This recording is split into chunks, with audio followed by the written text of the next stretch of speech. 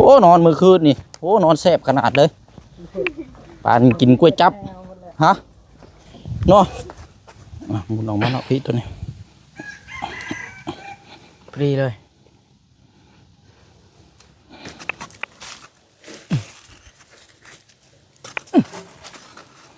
ยังล่ะโอ้ไว้จุไผ่ช้านั่นน่ะโดด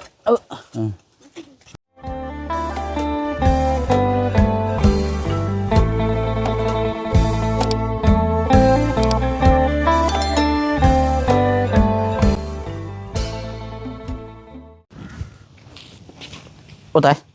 โอ้เอาไป3บ่3บ่คือ4 3เลยเนาะมาซอยอีกเล็กนึง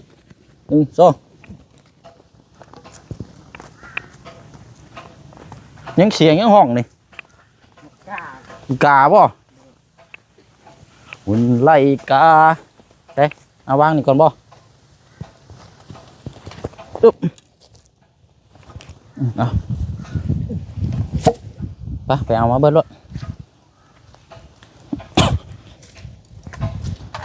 หังแล้วมื้อนี้ก็แม่นว่าช่วงโมเมนต์แรงๆก็แม่นอันนี้นะถึงตะไคร้นะ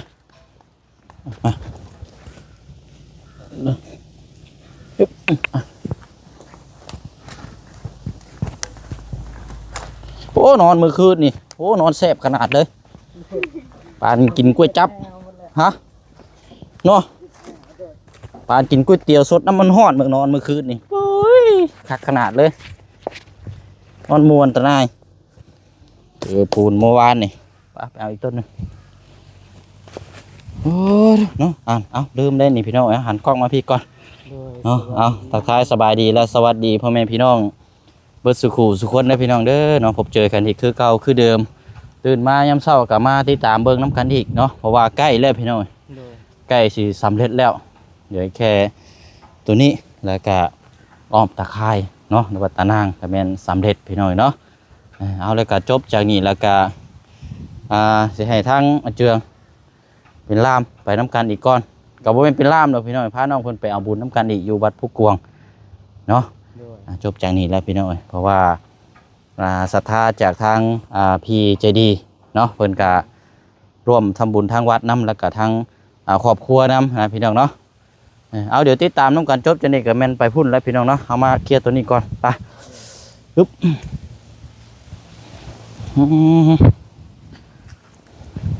เดี๋ยวมันมาบแท้รถดีบ่โอ้ดีนี่จะออกมือนี่บ่นี่ ใช่เอาตัวไรก็ได้บ่ยกก้อนเนาะยืนโซ่จมตะไคร้เมื่อคืนนี่ปู๊ก่อละ60 โลไวกิ้งเอาเมื่อคืนนี่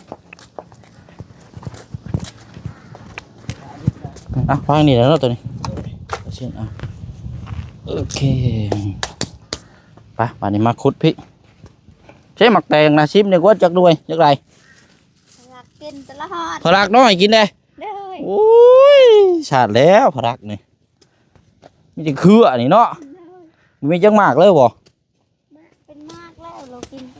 โอ้ยพลักเสียมมันได้เสียมเล็กบ่มีบ่มันจังเข่าง่าย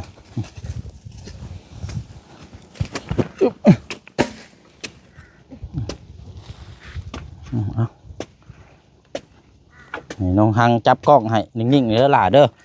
เดี๋ยวพี่น้องเพิ่นเบิ่งได้ตาเด้โอ้มันพุดพยายามพุดน้ำเวลามันจึงแตกไว้กุกม่วง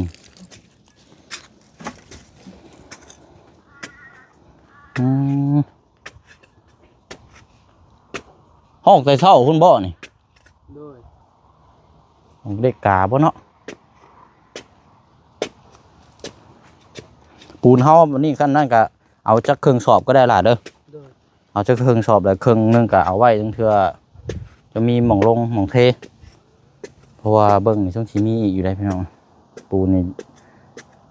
เงินเดือแน่นอน2 สอบนี่เบิ่งนับกันเขาว่ามันเดือคันว่ามันบ่มีหม่องไส้แล้วก็โย มอบถวายเคนทั้งวัดพุ่นแหละ ที่ยังขาดอยู่พุ่นแหละคำว่าผมมีหมองใส่ต่อเติมอีกหั่นนะนะเบิ่งอันนี้ไม้ก่อนยังมีใส่โค้งเคลื่อนผู้หญิงเท่นี่ เลย อ๋อ งามเลย งาม เลย โอ้หลายคนก็หลายเป็นดีนี่เนาะแล้วอันนี้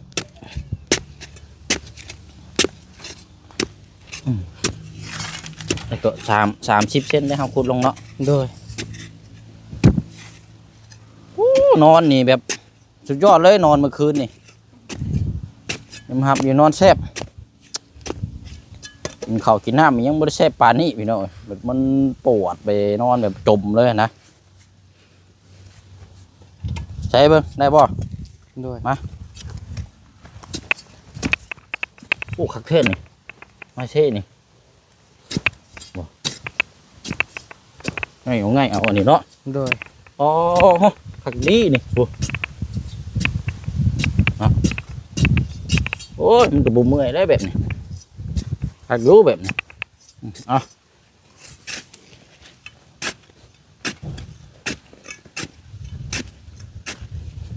แตกตุยๆขึ้น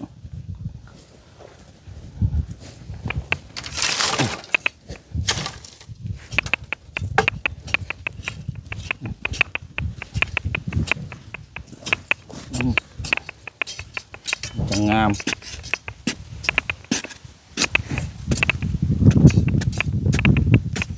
อึ๊บไป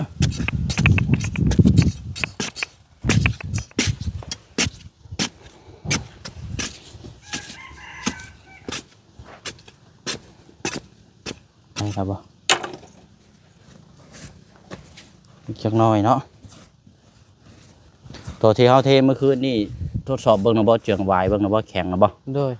แข็งปกเลยเนาะ เลย เพราะว่าใช้ปูนลายครับพอฟังนี่เจ้ายังใช้ปูนโบราณปะได้ไอ้เบิ่งนี่ เลย เพราะว่าปูนสอบเดียวมันโค้งมักละลายมีแต่เฮาอันนั้นขึงแห่ไว้นิดนึงขึงแห่ไว้ใส่ต้น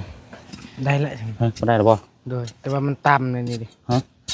เสียบมันลง เนี่ยแล้วละเบิ่งดุมต่อไปด้วยบัดนี้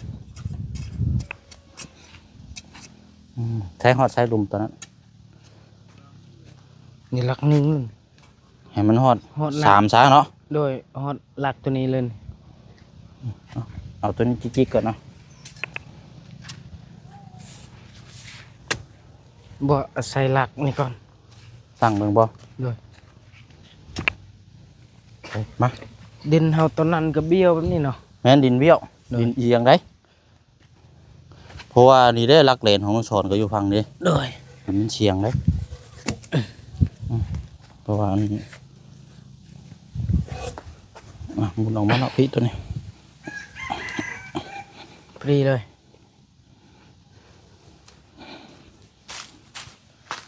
พอดีเลย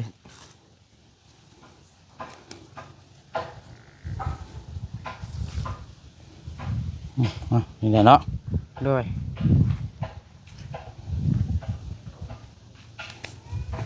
อันนี้จังไง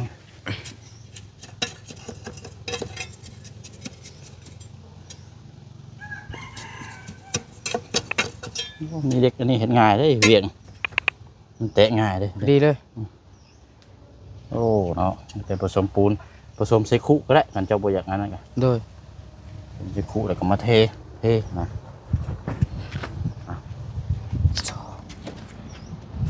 แล้วขักแล้วดูอีกบานต้นตัวนี้ นี่ อันนี้ให้มันหารได้3ยับขึ้นมาอีกนิดนึงก็ได้ นี่ปะ เพราะว่าตอนนั้นเจ้าชีดมมองได้ใช่ไหม มงหลักตัวนี้นี่ ว่าอันตัวดุมลงไปในมองกุ๊กมาแตงอยู่บ่ ด้วย ดื้อเลยเนาะ ด้วยบ่กายอยู่กาย คันว่ายับลงหลายมันเจินได้ตัวนี้ต้องพังเลิกได้ตัวนี้เพราะมันอยู่บูมครับ บ่ใช้ในหลักนี่พอดีเลยนี่มันบ่ อันรักอันไม้อันนี้บ่ ด้วยนี่หลักตัวนี้ พังตามเชือกอันนั้น นี่ อ่ะไปลุย โดย อันนั่นละอ่ะไม่ปุ้งขอบใจขอบใจเอ้ยเอาสบายดีเนาะ ดีเด้อ สบายดีก็ก้มลงอย่างเดียวอ่ะนี่ เก็บเสื้อผ้าพลักน่ะนอนเนาะเอาเก็บเอาเบิ่งเด้อลมพัดปิวไปเบิดเลย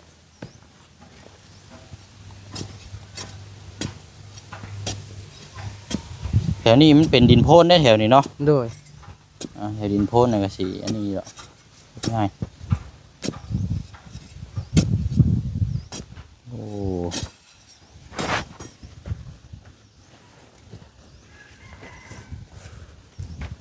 นับลงไปหมองเนี่ยมองแล้วนะกล้าเบิ่งแล้วคันว่าก็มันนั่นก็เอาตรงปลายมันพอดีด้วยตะลุมพอ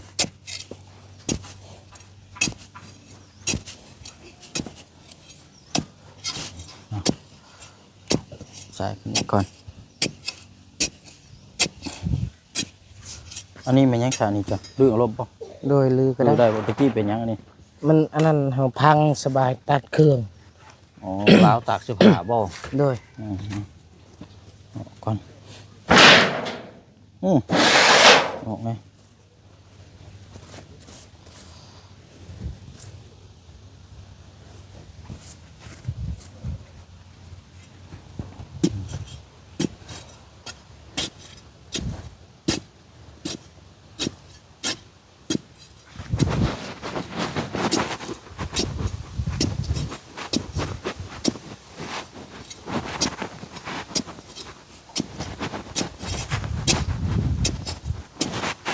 ใช้น้องห้างขึ้นไปเพิ่มฟุตบอลกิน โดย เดี๋ยวเสียเรามาจับมันอีกจังหน่อยสิละ ไปชินาง เราว่างหรือเปล่า ไปชินาง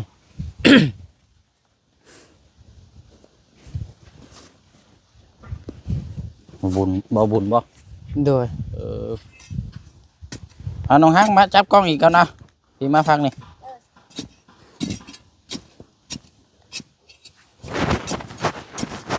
ใส่ดูใส่โอ้หัวเอาจับนี่แหละยังมาใกล้ๆก็ได้เจอ โดย เจ้าลงไปเคลียร์อันตัวนั้นไปเดี๋ยวตัวนี้อาจิขุดมา โดย ไปลงไปเลยพามาแตงเจ้าก็ได้เอาถือลงตัวนี้ไปรถไปมั่ง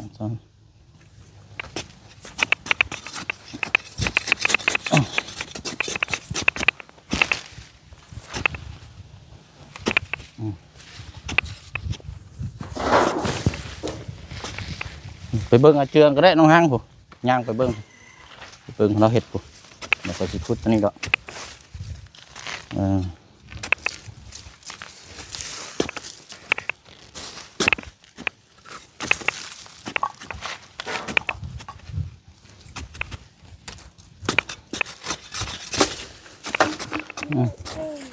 เรื่องโลกบ่ได้จังปลูกไหม โดย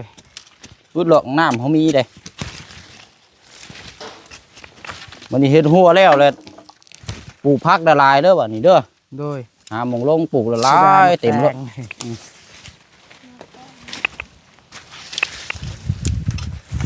ตองพลั่วถึงตอง กินหมากบ่ เป็นมากมันแล้วหมกแตง นะจะเอาเนาะเป็นยังเนาะปลูกไหม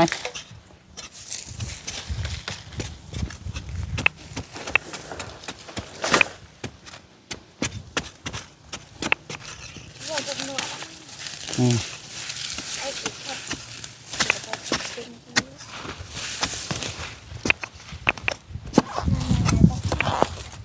วัดบล็อกเลย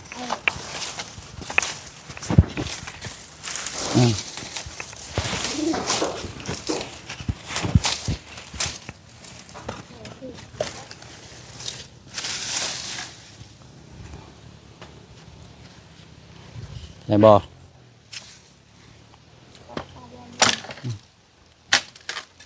ยากลางก็จะโอนเลยจะนอน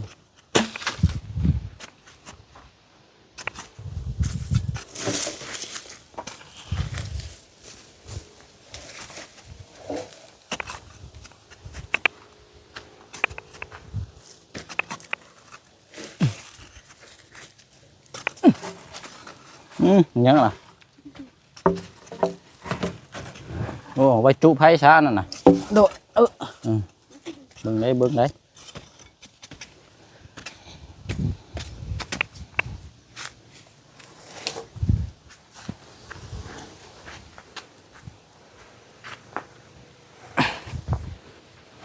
ขึ้นไปไว้เทิงบ่ โดย ส สบายใส่ลักตะนางบ่ได้แบกอีก ฮะยังก็ บ่หาไว้พังดินเฮานี่ อ๋อ สบาย เนาะเดี๋ยวพอรักเขายาวอันนี้เนาะ โดย คันว่าเอารักตัวนี้พังรุมพอเนาะ โดย โอ้ผู้ดีได้นี่เอาใส่จักรักหนึงพอให้มันประคองตะข่ายเนาะ โดย คืออยู่ได้เนาะเจียงเนาะ โดย ขุดลงลึกๆนี่ประมาณนี่โจมรถบาดนี่ประมาณนี่ตุ่มใช่นี่ครับว่าเฮาปล่อยเลยแบบมันคือมันสิย่านเนาะ โดย เอาตัวนี้ พอดีเลยคุย อืม ขุดบนนี้ลัก ขุดตัวนี้แล้วจังเอาตัวนั้นเนาะ โดย เยี่ยมนะขุดเลยตัวนั้นน่ะ แตงนี่เวทอยู่เนาะ รถฮึบใช้เบอร์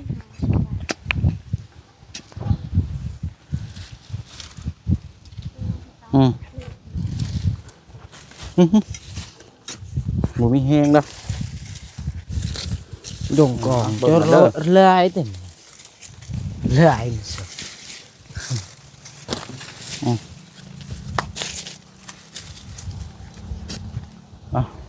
ตัวนี้ง่ายอีกไหมนี่เด้อ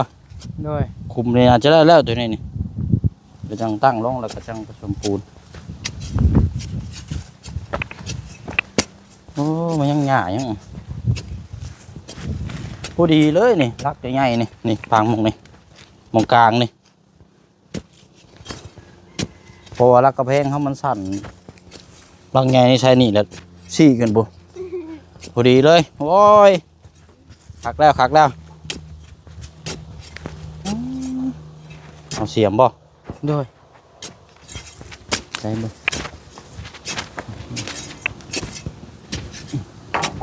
อึ๊บ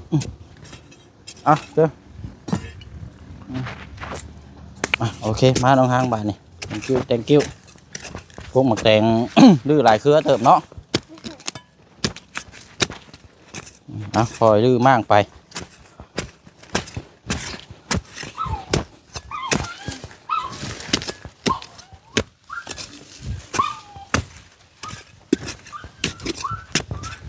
เป็นหูเนาะปวด โดย ยังเชียงมาเช่นเชียงกระจอมให้ เชียงมาบ่ เจ้าเลี้ยงบ่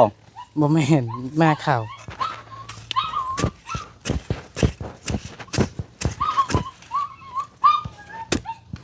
อืม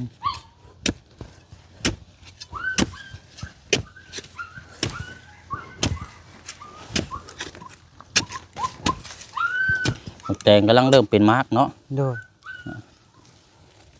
เป็นยังเขาเห็ดหัวไม้แล้วจังพากันปลูกริมอยู่ฝั่งนั่นบ้านนี้นะ โดย พากันขุดเห็ดเป็นคู่คากรถมาจังปลูก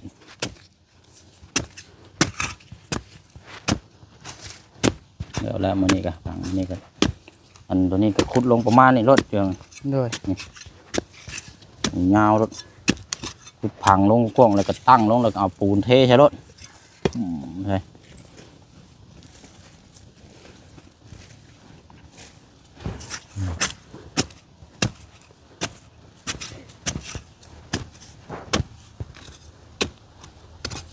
ดีแล้วสำนี้แบบอยู่นี่มันล้มเด้ จังหวะเบิ่ง มันต่ำ ให้มันเพียงหัวมันได้ก็ได้กับสายลองวัดเบิ่งเอาแต่งให้มันเพียงๆหน่อยนึงก็ได้ นี่มันตื่นไหลมันล่มเลย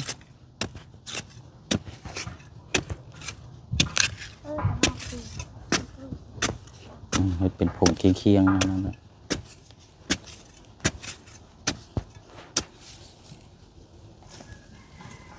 ไหนบอ โดย เ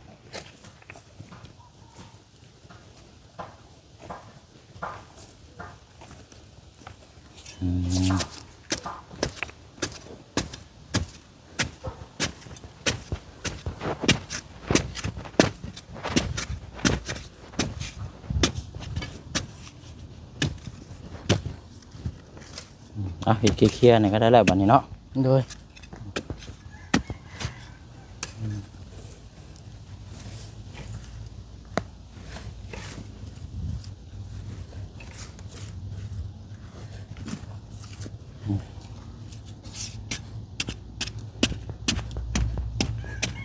ปูนตัวนี้เน้นปูนในลายเด้อ โดย ตัวนี้เน้นปูนเอาให้ใช้ละลาย โดย อ่ะบาดนี้ขึ้นมาตั้งใช้ตัวนี้เอาเอาละ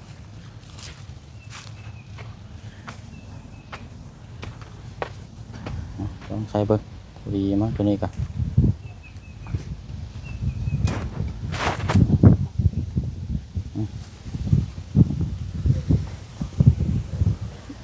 เวิดยุ่มเอาเล็กแสลงมาเห็นเอาเอาเห็นตีนมันคือให้เห็นให้เบิ่งให้ตัวนั้นละชิกตีนมันแล้วก็เอาคำว่ามันล่มลงก็เอาเคลียร์ขี้ดินห้องใช้ใช้ตัวนี้เอาเชือกออกนอกตัวนี้นะใช่เอาเขาหน้าอีกเอาขี้ดินห้องตีนมันบัดนี้ใช้ขี้ดินใช่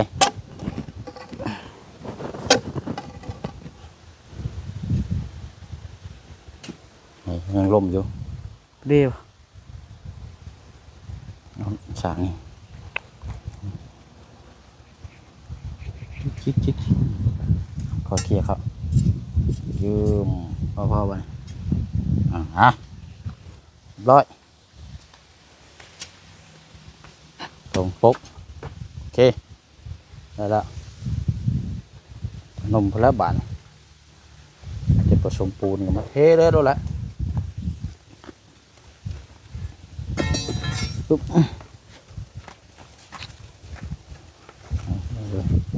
ม่วงครับม่วงกับงัวกินไป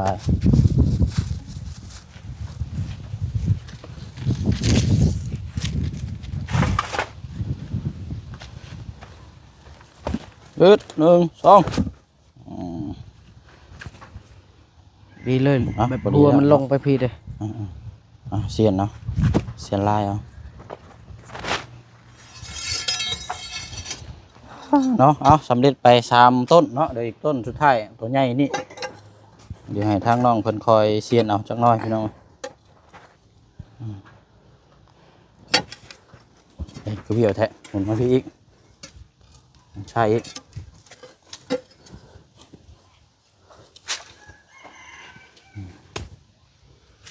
นี่มันกลัวเกิมเอา ถึกเลย ได้แล้ววันนี้ห้องตีนนิดนึงมันล่มลงไปนะพอได้ละเนาะไปซะเนาะเดี๋ยวจังมาว่าน้ำกันอีกพี่น้อยเนาะเดี๋ยวลาพี่ละน้องก่อนคลิปนี้เดี๋ยวมาต่อกันพุ่นแหละพี่น้อยเนาะอยู่วัดวันนี้เนาะเจืองล้างมือล้างเท้าจังหน่อยก่อนเนาะเจืองเอาไม้มาให้อันนะ โดย โอเคเนาะพี่น้องถือว่าผ่านไปแล้วเนาะ3 ต้นที่4เนี่ยตัวใหญ่นี่เพราะว่าน้ำท่วมได้เอาพอดีแล้วนี่ใช่นี่ไปเนาะลาพี่ละน้องก่อนขอมุกขอบใจขอบคุณพี่น้องเฮาเบิดสุขคนนะพี่น้องเด้อเนาะดีๆแม่แห้งร่ำด้วยในหน้าที่เวียกงานกันเบิดสุขคนเนาะลาพี่ละน้องก่อนบ๊ายบายเด้อพี่น้องเด้อ